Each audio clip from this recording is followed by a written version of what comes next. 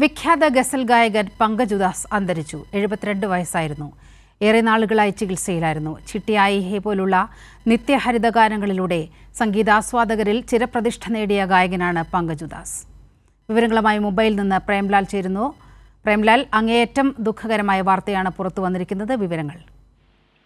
തീർച്ചയായും നിലിമ, മുംബൈയിലെ breach candy ആശുപത്രിയിലായിരുന്നു അന്ത്യം. അസുഖബാധിതനായ അദ്ദേഹം കുറച്ചു നാളായി ചികിത്സയിലായിരുന്നു. ഭാര്യയും 2 പെൺമക്കളും അടങ്ങുന്നതാണ് പങ്കജിന്റെ കുടുംബം. മകളാണ് സോഷ്യൽ മീഡിയയിലൂടെ ഈ മരണവിവരം അറിയിച്ചത്.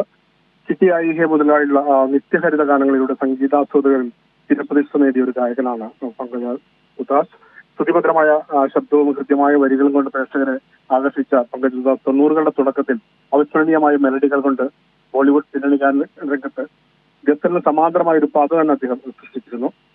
ഹിന്ദി സിനിമയ്ക്കും ഇന്ത്യൻ ഫോക്ക് സംഗീതത്തിനും പങ്കജ് ഉദാസ് നൽകിയ സമാനതകളില്ലാത്തതായിരുന്നു. സംഗീതത്തിന് നൽകിയ അമൂല്യമായ സംഭാവനകൾ മാനിച്ച് 2006 രാജ്യം പത്മശ്രീ ബഹുമതി നൽകി പങ്കജ് ഉദാസിനെ ആദരിച്ചിരുന്നു. 1986 പുറത്തിറങ്ങിയ മഹേഷ് ഭട്ടിന്റെ സംഗീത നായകനായ നാം എന്ന ചിത്രത്തിലെ ഗാനം മുതലാണ് പിന്നണി ഗായകൻ എന്ന നിലയിൽ ബോളിവുഡിൽ അദ്ദേഹം ശ്രദ്ധ നേടുന്നത്. ഗുജറാത്തിലെ സാക്ഷി എന്ന കൊച്ചു ഗ്രാമത്തിലാണ് പങ്കജിന്റെ ജന്മം. മൂത്ത സഹോദരനായ മനർ ഉദാസ് നേരത്തെ ബോളിവുഡിൽ സാന്നിധ്യം അറിയിച്ചിട്ടുള്ള ആളാണ്. ചേട്ടന്റെ പാത പിന്തുടർന്നു വന്ന പങ്കജ് ഉദാസ് പക്ഷേ ഗാനരംഗത്തേക്കാൾ ഗസലുകൾക്കാണ് പ്രാധാന്യം നൽകിയത്. ചന്ദി ജയ്സെ രംഗ് തെര, സോണ ജയ്സെ വാൽ എന്ന ഗാനത്തോടെയാണ് പങ്കജിനെ ഗസൽ ലോകം ഏറ്റെടുക്കുന്നത്. പിന്നീട് നിരവധി ആൽബങ്ങൾ പുറത്തിറങ്ങിയ അദ്ദേഹം ലോകമെമ്പാടും സംഗീത കച്ചേരികളിൽ അവതരിപ്പിച്ചിട്ടുണ്ട്.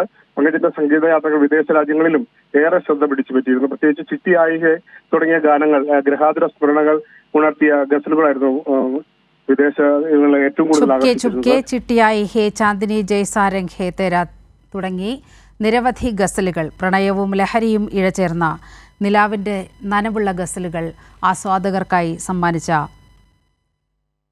ഗസൽ ഗായകൻ വിടവാങ്ങിയിരിക്കുകയാണ്. വിവരങ്ങളാണ് പ്രേംലാൽ നൽകിയത്.